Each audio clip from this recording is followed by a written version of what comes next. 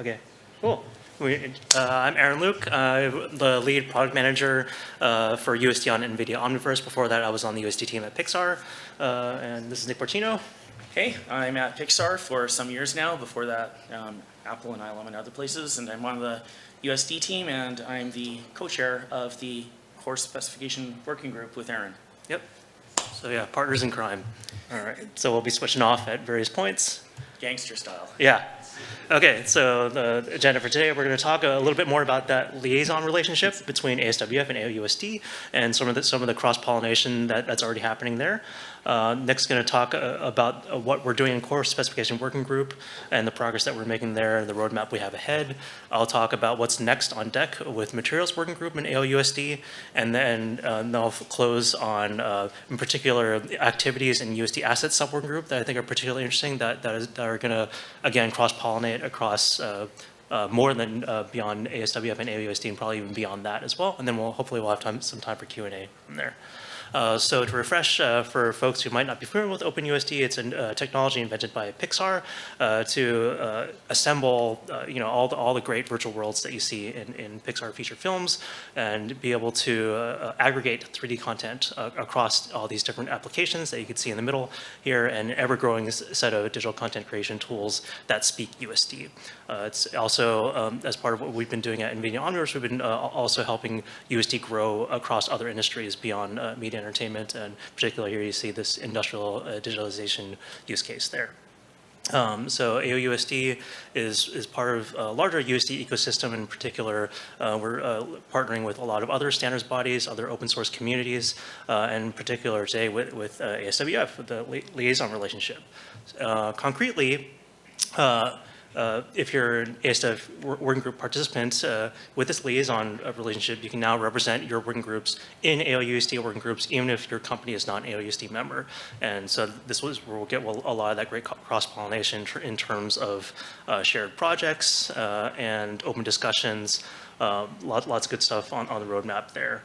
AOUSD itself, in terms of its working groups, is chartered primarily to produce normative data specifications. And Nick's going to go into more detail on what that means for course specification. I'll sum it up now by saying that course specification is a platform device API agnostic specification for USD composition and stage population. Beyond that, right, there's already a lot of key collaborations across standard bodies for complementary interchange technologies. So for example, Material X and ASWF, that's going to be part of the Material X working group as well, of the Materials working group AOUSD, and there's a lot of synergies there that I'll talk about. And glTF and Chronos as well is another complementary interchange technology that is similarly served by a liaison relationship between AOUSD and Chronos. I'm filling in today for Guido Quaroni of Adobe, so I definitely want to do his job here and point out this new GitHub repository from Adobe for USD file format plugins. In particular, their support there for FBX, glTF, OBJ, and STL. So in particular, I know there's been some activity in ASWF as well in terms of gap analysis for FBX, right? So that file format plugin is the perfect place to sort of to do more concrete investigations there.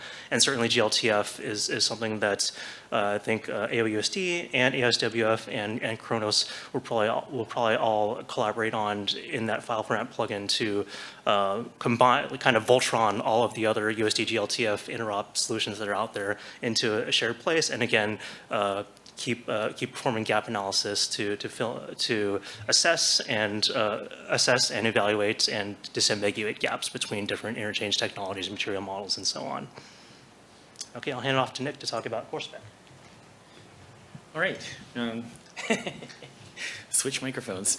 All right. So the course specification working group is a group that we organized to, I'll just tell you what it says here, formalize foundational data models, predictable behaviors, composition and population, and normative specification, with the idea of heading towards an international cross-industry standard to interop, interchange, aggregate data sets for describing virtual worlds. So that's a very long sentence. Thank you, Aaron. All right, so the motivation behind the course specification working group is like a recognition that universal scene description, open universal scene description nowadays, we changed the site last year, is extremely large, powerful, and complicated system. And I've put some complicated looking code up there to just sort of demonstrate how complicated and how it has specialized terms, advanced data types, and complex algorithms. And this time's about 10 or 20 million. So there's a lot there. There's a lot to comprehend. And in many ways, universal scene description reminds me of the parable of the elephant and the blind man. I think everybody knows this one. It's a trunk, it's legs, it's whatever. And we see that with universal scene description because people bring their own experience and their own needs to the table. They look at what they have, and then they come up with an interpretation which is completely valid and completely specific to their use case and needs and their point of view. And the thing about that is that as time goes on and you get more and more of an understanding of what is OpenUSD and how does it work, you start to think, well, I can bend this, I can morph this, I can even build my own, and I can build the thing. But it's very, very large piece of work and body of knowledge to embody and understand. And so there's several efforts now where people are trying to independently re-implement USD, and people get very, very far from a particular point of view, which is great. But what we really need for USD to function truly as a standard is that an implementation of the file format and the runtime behavior be predictable, consistent, reproducible, scalable, stable, and long-lived. And I found this nice little asset here from the ASWF USD working group on assets that was contributed by Felix Arpitas and others, which is a little elephant that kind of embodies all of these things. It took us some time and some iteration even to get, this is a relatively complex asset. It animates on demand, and it has these characteristics that we care about, but getting it to the point, where this bounding box that you can see on the thing actually showed up properly from the perspective of a custom pipeline and a custom tool suite, and took some work and understanding. And so what we want to do with the working group is say, formally, here is exactly what's going on. You don't have to guess from the source code. You don't have to guess by changing this value, and does the bounding box fit now? I don't know. Why does it not fit now? You'll be able to look at the work that we're doing in there and figure it out from first principles. So the working group's going to identify the essential core. USD is well structured. It's internally consistent and even has an algebraic structure to it in terms of there's rules that follow consistently across the board in order to get you to the whole thing. And so the working group is going to take that well-structured, consistent, and algebraic thing and describe it in a well-structured way, in a consistent way, normative way, and in an algebraic manner. So what's the timeline for all this? When can I get a nice body of papers to read so that I can go and write my own version in Rust or OCaml or whatever my favorite language is this week? And here it is. We're working right now on our preliminary outlines, and we're getting preliminary drafts ready for review later this year. And we're going to start working very late in the year on publishing revisions with an aim to late next year ratifying final drafts, with a future goal after we've got to this point of taking it to, can you say this jumble for me, please? ISO JTC1 pass engagement. Yeah, so ISO standards, they require specific formatting and things like that. So at some point in our development, we'll take the formatting pass to format our work into an ISO standard. Yep, and that's going to open all kinds of doors for industries outside of ours, in particular, that require that kind of ratification in order to use data and products in their own domains in a way that's known to be reliable and correct. So very excited about that. Now, the core specification areas that we've got divide up into 5 tent poles: foundational data types, foundational data models, core file formats, a composition engine, and the rules for populating a stage. So once again, you don't need to read this thing, but the foundational data types are the most elementary building blocks like floats and strings. And so every single little bit of data that can't be broken down any more atomically is listed in a document that's just, a dozen pages long. And to the degree that if you get a blob of data and you get some binary bits and bytes, you can look in this thing and say, I exactly know how to read this thing and I know what it is and I can make more of them if I have to. And that's it. That's all that's in the first document. The next document starts to put those things together like Lego into things that mean something. And so the two components to that are, I've put them together into Legos that mean something. How can I get them and put them into files? And also, what does the organizational mean? And you always hear in USD about schemas. This is where we'll talk about the core schemas. And are the things that describe how data is organized in USD to mean something.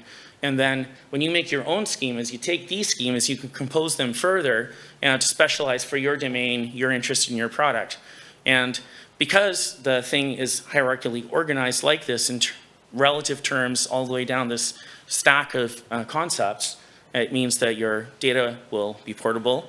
And to go back to the elephant for a second, it's going to have these properties of being predictable, consistent, reproducible, scalable, stable, and long-lived. I expect that 100 years from now, by virtue of this work being complete, that you'll be able to reconstitute data and somehow imagine what you can do it in whatever positive future world that we live in. All right. All right, so the core file formats is USDA, the ASCII human readable format, great for just hacking on in Vim or Emacs if you're a Debian Emacs user. No, I love y'all. The binary format, USDC, and then USDZ, which is the packaged format that's part of the standard distribution, lets you throw in textures and all manner of files in order to have like a piece that moves from place to place as an archive. So the next layer is where it gets kind of interesting, especially for people who are implementing something on their own. And you've got past the file format. You can look at the ASCII, you can read it all in. And there's still the aspect of USD, which is the procedural component of what it means to bring things in live and then interpret them. So if I've got a whole stack of layers and I've put my cube here, and then up on this layer, I decided I need to tweak the cube so that it's better in the shot. And this so-called liver piece algorithm, which I'm not going to explain today, tells you how to understand to go down through the stack and find out, like finally, in the composition on the stage, where is that thing? And the primitive cache population is a PCP, that you might hear people talking about, is the part of the system that says, these are all the things that I discovered in a traversal of the scene graph. I know where to query them. And so we'll also be describing how that cache is populated, how to query it. There'll be unit tests so that if you make your own implementation, you can run the queries that are expected to work in a formally canonical way and get the same results. And there'll be a museum of those results called a PCP museum, and of all the normal things to do and all the weird things that are hard to reason through, but do have like a canonical behavior according to these algorithms, and you can verify that even the corner cases get through your own implementation correctly. So stage population, I just mentioned it. That's how you get primitives onto a stage, or primitives, the cube onto the stage so that you can see it in your scene. Referencing and instancing, I need 80,000 copies of that cube and I need to populate them all over. Namespace mapping across composition ARPs is just how you name things so that you can index, much like a Linux file system, to find like the individual thing at the very end about how it relates to the other things in the scene. And then layer offsets and scales. That's, you got like a clip, it occurs at a certain time. We want to shift it over by 5 seconds. What does that mean about the time samples that are in there and how do I get to them? All of that we describe in the stage population section of the work. Breath. Core team, progress to date. We've been meeting weekly. We've got contributors from many member organizations. Everybody's actively involved.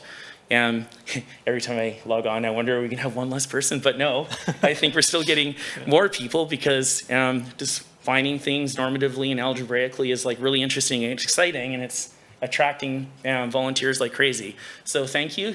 Some volunteers are even here today. So drafts of the 5 areas are well underway. And so we're looking forward to sharing those drafts. and involving even more people in this effort.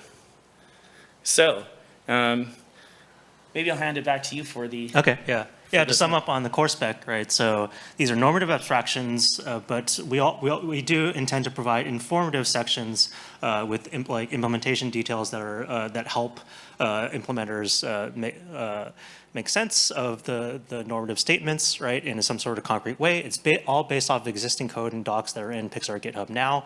The goal here is portability of USD data models and predictable behaviors across platforms and devices to grow existing data ecosystems and aggregate previously siloed data. So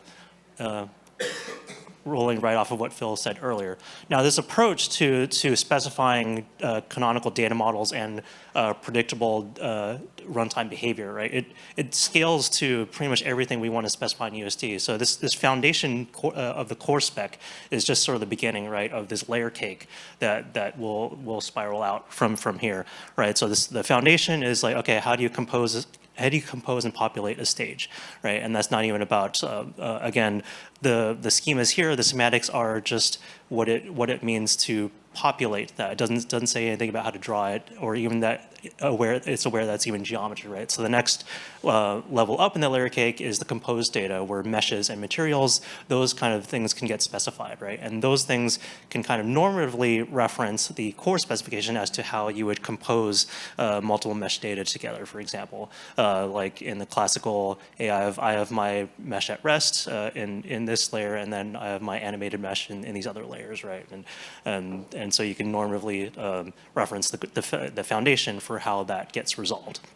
On top of that, you have computed data, right? At its most basic, you have something like visibility in USD, where it's not enough to ask an object whether it has the visible attribute set to inherited or visible or not, right? You do have to query all of that object's ancestors in USD, because visibility is hierarchical and it's pruning. So if any of your ancestors are invisible, then you are invisible, right? So we need to codify those or standardize those rules. It's computed, right? It's not just a query of the authored data, right? So that's most basic. As we get more advanced there, Pixar has an initiative to start migrating some of the execution system from Presto into the USD distribution as well. So this gets to what Phil was talking about earlier about how do we start thinking about rig interchange, right? And proceduralism, right? How do you define data?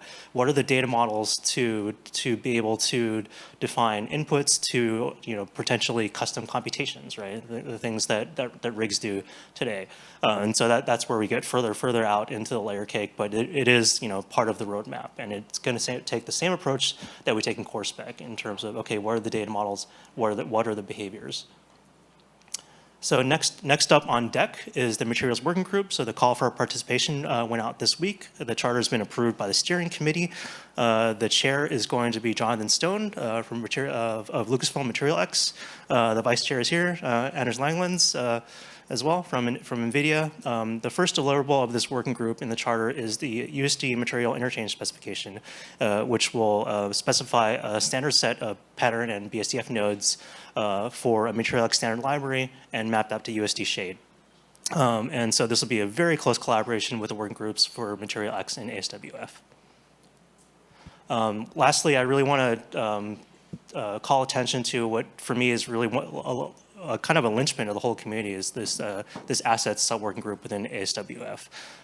It's all the things that we're doing in terms of talking about data models and behaviors, that's great, but it's the data set that tells the story, right? And content as documentation is really how we align on these ideas and really understanding what's going on, particularly composition, right? We saw liver peas is we're going to specify the algorithm, but it's always useful to be able to walk through what liver peas is doing on a particular asset. In fact, there was an assets working group meeting this morning where we were looking through this new asset that Nvidia submitted as well, in which there's some internal referencing going on, and no one on the call quite understood why composition was behaving the way it does. But now it's like, okay, we have that data set now, and we can continue investigating it and understanding it and it's going to be part of our working core spec to be able to say like, okay, this specification can walk you through exactly how to understand what's going on in that asset, right? Assets are also, like I said, that's how we align on gaps and ambiguities in the specifications, right? So there's a lot of great stuff in there already, like standard shader ball, open chess set, carbon frame bike. These are all things that kind of are exploring what are the what's left to specify in terms of materials and animation, things like that. In particular, there's a lot of overlap, nice overlap between the assets repository and the glTF sample models repository as well. So again, like all like really ensuring that different interchange technologies are speaking the same data models and producing the same runtime behaviors. Beyond that, right, we found a lot of really great synergy in the sub-working group for best practices for asset structuring across industries. Even within individual studios, it's sometimes hard to really nail down a convention for how you structure your assets. And what we're starting to do here in this working group is like even across studios, like the way people use USD is quite different. And getting into the stories of how those decisions were made at each of those studios is really informative, and it especially gets really interesting when you talk about, okay, now for different industries in which the pipelines are totally different from any film pipeline I've ever seen, if it exists at all, right? It's another great way for like data sets to tell a story about the decision makings behind asset structuring and pipeline engineering. Matt Keurig, who's the engineering lead for USD on Omniverse here, he likens them to design patterns in programming, right? Whereas like there's no one right way to structure an asset, just like there's often no one right way to implement something in software, but there are patterns that are informative, and depending on the trade-offs that you want to weigh against, you can make your decisions accordingly. And the pillars that I've found useful there for asset structure are legibility, modularity, navigability, and performance. Sometimes you can't get all four of those at once, but if you let those be your guiding light, then I think you can make your decisions around structuring accordingly. Yep. So finally, there's multiple ways to get in touch with us, right? Certainly, we hope that we've given you a sense of our approach and our roadmap and our priorities. But certainly, if you have things on your mind that we should be considering for our priorities, please reach out. And yeah, we'll be around if you want to talk to us. But yeah, it's time for questions. Any questions?